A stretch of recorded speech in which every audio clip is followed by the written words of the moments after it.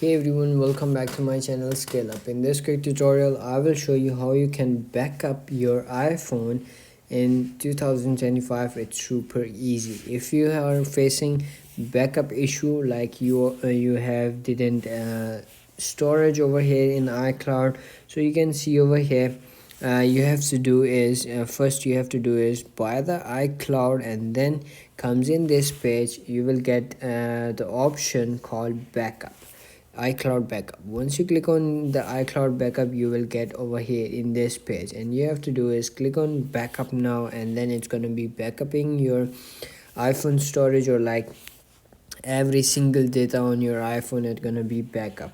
And once you have logged in your account, or like get a purchase iCloud storage, then you can backup. If you have less than 5 GB data, you can simply do the same steps. That will be enough for your data, and that's it. If you found this video helpful, don't forget to like my video, subscribe my channel Scale Up, and also drop me a comment for more tips and tricks videos. Thanks for watching. See you in the next video. Have a nice day. Bye bye.